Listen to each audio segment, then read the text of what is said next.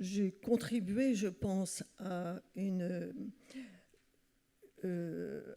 faire avancer la cause de la prévention du suicide en France, essentiellement, grâce, alors, Fabrice vient de le rappeler, à une émission, La Marche du siècle, à laquelle j'ai été invitée, et où j'ai eu toutes les audaces, y compris d'interpeller le président de la République de l'époque, c'était M. Mitterrand, comme vous le savez, en 91, et j'ai fait aussi un appel à tous les publics qui voulaient nous rejoindre pour rejoindre une association qui n'existait pas encore et que j'ai pu créer juste après, très rapidement, l'émission en mars. En juin, j'avais déjà créé l'association, l'Assemblée générale, etc. Et donc, dès le départ, j'ai eu cette idée qu'il fallait absolument promouvoir la prévention qui, quand même, à cette époque-là, était restée du domaine des scientifiques, des psychiatres, mais pas vraiment à la portée de tout public. On était en manque d'informations, on était en manque d'action, et de créer une association, bien finalement, ça a été aussi l'occasion de rassembler beaucoup de bénévoles, d'adhérents, et de faire avancer la cause. Et non seulement je souhaitais cette organisation-là, mais j'avais, suite à l'interpellation du président de la République, j'ai toujours eu à cœur de faire... d'aller au-devant des institutions, de leur proposer d'être un interlocuteur, et j'ai participé à de nombreuses commissions et conférences de consensus. L'an 2000, c'est une conférence de consensus sur la crise suicidaire. Voilà, est-ce que j'ai répondu j'avais prévu un topo un peu plus consistant. Et si vous voulez bien, je vais le lire parce que j'ai peur de trop raconter, de me perdre dans les détails. Voilà, alors je suis très heureuse de participer à cette 30e journée. Et je le suis d'autant plus que, comme je vous l'ai dit, j'ai participé à la fondation de ce qui est aujourd'hui l'UNPS, ainsi qu'à la première journée nationale de prévention du suicide en 1997, que nous avons organisé en 2 mois, un vrai record, et nous avons dû refuser du monde qui venait à cette première conférence. Et puis j'ai participé à bien d'autres encore. C'est donc avec une certaine fierté que je suis aujourd'hui devant vous pour évoquer l'histoire de la prévention du suicide en France, dont j'ai été à la fois témoin et actrice au cours de mes 35 ans d'engagement pour cette cause. 35 ans. 33 ans à la présidence de Phare Enfants Parents, association pour laquelle je ne trouvais pas de successeur. C'était très compliqué, et je rends hommage à mon fils qui m'a succédé, Patrice Basile, et qui apporte beaucoup à cette association. Alors, ce que je retiens de cette aventure, en résumé, ce fut pour moi l'occasion de partager cet esprit d'engagement avec des personnes de bonne volonté et de grande qualité, issues de tous les milieux socio-professionnels, animées par la volonté sincère de sauver des vies. Ces rencontres, riches d'expériences humaines, m'ont insufflé la force et le courage nécessaires pour affronter les difficultés liées à la réalisation et au développement des projets. Ma modeste contribution à cet ouvrage collectif m'a permis de mieux appréhender mon action dans ce que l'on peut appeler la grande histoire de la prévention du suicide et la petite histoire, compte tenu de ce que j'ai vécu dans les coulisses, ce dont je n'avais pas vraiment pris conscience, vivant constamment la tête dans le guidon. J'avoue, cher Fabrice, que je me suis sentie quelque peu frustrée de ne pas pouvoir tout raconter. Je n'ai qu'à écrire mon propre ouvrage, je serais moins frustrée. Mais Fabrice Jolland ayant sollicité à juste titre de nombreux contributeurs, tous d'éminents experts sur le sujet. Je le remercie de m'avoir permis de m'exprimer sur la question du traitement du suicide dans les médias dans une période limitée aux années 90 et 2010. Années qui connurent des avancées sur la mise en œuvre de politiques nationales de prévention du suicide et qui se sont révélées au départ être propices à la médiatisation de l'information documentée sur le thème du suicide. À l'époque, il y avait plusieurs émissions télévisées qui étaient consacrées à ce thème et les journalistes ne se contentaient pas de faire venir des témoins, de se présenter, c'était aussi des documentaires fournis sur le terrain, par exemple souvent dans le service hospitalier de Xavier Pomereau qui était pris comme exemple. J'ai souhaité mettre l'accent sur le tabou, car insidieusement, il reste présent dans les esprits, que ce soit au niveau du grand public que des institutionnels en charge de la santé publique, malgré la mise en place de mesures utiles à la prévention. Le tabou reste très prégnant encore de nos jours, et c'est regrettable car il constitue un frein, que ce soit en matière de prévention principalement, mais aussi dans la postvention, et cela touche toutes les tranches d'âge. Je tiens à préciser que j'ai toujours été axée sur la prévention, avec l'idée profondément ancrée qu'il fallait développer avec tous les acteurs sur le terrain une synergie afin de développer, de déployer toutes les actions pluridisciplinaires susceptibles d'éviter les passages à l'acte suicidaire. Cette idée m'a toujours habitée et c'est pourquoi j'ai pris une part importante, avec beaucoup d'énergie, à la création de l'UNPS. Ce que je retiens de l'évolution de la grande histoire de la prévention du suicide, c'est un constat paradoxal.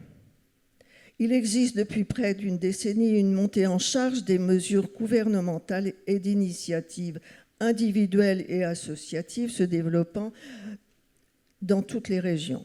Citons le 3114, Mon soutien psy, phare, le programme de lutte contre le harcèlement, le 3118, Papageno, Vigilance, etc. On en a déjà beaucoup parlé dans la journée. Tous ces dispositifs devraient concourir à une amélioration de la situation. Pourtant, l'état de santé mentale des Français se dégrade, surtout chez les jeunes. La France se situe dans le peloton des 10 pays d'Europe au plus fort taux de suicide. C'est aussi le pays européen qui consomme le plus d'antidépresseurs, d'anxiolytiques et d'autres produits psychoactifs et illicites. Pourquoi ? Que se passe-t-il réellement en France ? S'agit-il d'un phénomène sociétal propre à notre pays ? Dans le même temps, les associations qui sont engagées dans la prévention du suicide sont de plus en plus actives, mais avec moins de moyens financiers et souffrent d'un manque de reconnaissance dans la légitimité d'intervenir dans le cadre des mesures gouvernementales qui tendent à favoriser le recours à la psychiatrie. Pourtant, autre paradoxe, la situation économique des hôpitaux psychiatriques publics est catastrophique, dénoncée depuis plusieurs années. Je pense à un ouvrage de la Fondation fondamentale paru en 2018, auquel j'ai participé d'ailleurs, Psychiatrie, l'état d'urgence. Les hôpitaux sont contraints à fermer des lits. Selon un rapport parlementaire fin 2024, plus de 10 800 entre 2008 et 2020. L'UNPS a encore donc beaucoup à faire pour défendre la place des associations dans la politique nationale de prévention du suicide, ainsi que dans la pratique de la prise en charge hospitalière. Autre constat, en matière de communication, la question du suicide se fait rare. Le mot « suicide » est employé le moins possible.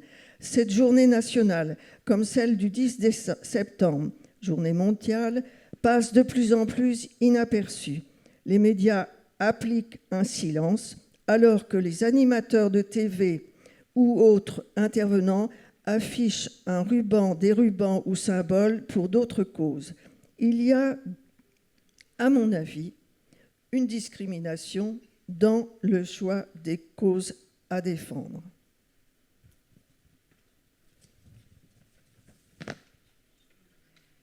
Bien sûr, les journalistes ne peuvent se faire les porte-parole de toutes les causes, d'autant que certaines portent à rire ou à sourire, journée des câlins, des chips, du fromage, des gauchers, etc.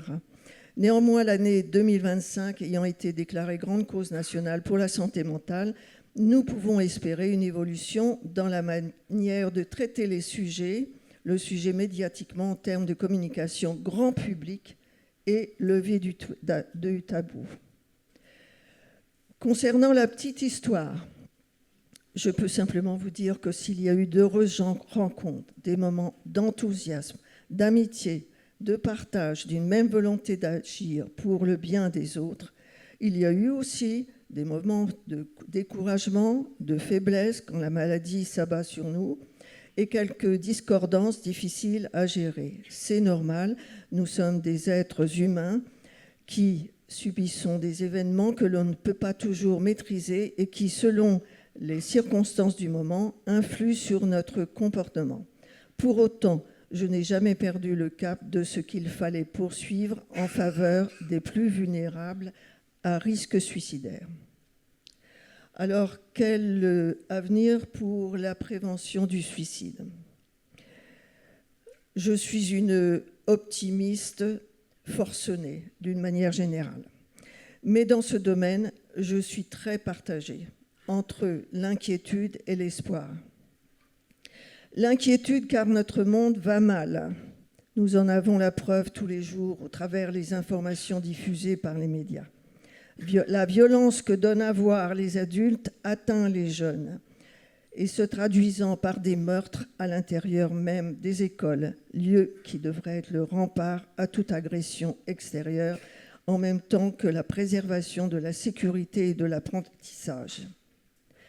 La perte des repères, l'abandon des fondements essentiels de l'éducation, l'accès à des réseaux sociaux favorisant le harcèlement et le désespoir, la consommation et le trafic de produits toxiques sont des facteurs de déstabilisation de notre société qui touchent de plein fouet notre jeunesse. L'espoir, car j'ai foi en l'homme. L'histoire de la France est remplie de phases de destruction et de reconstruction. Nous pouvons donc conserver l'espoir que la vie sur cette terre vaut la peine d'être vécue, qu'elle a un sens et qu'il y aura toujours des hommes de bonne volonté pour rétablir le juste équilibre.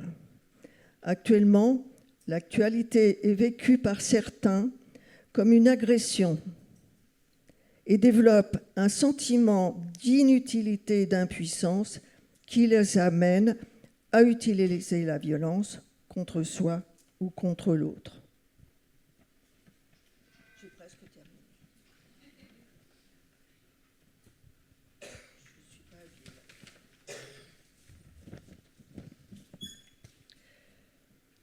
Chacun de nous, chacun à sa place, peut apporter sa pierre à l'édifice pour reconstruire un monde meilleur.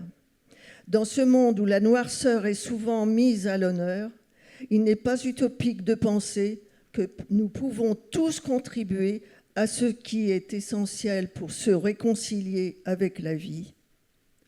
Prôner le beau, le bon et le bien, les 3 B, et agir dans ce sens en donnant l'exemple.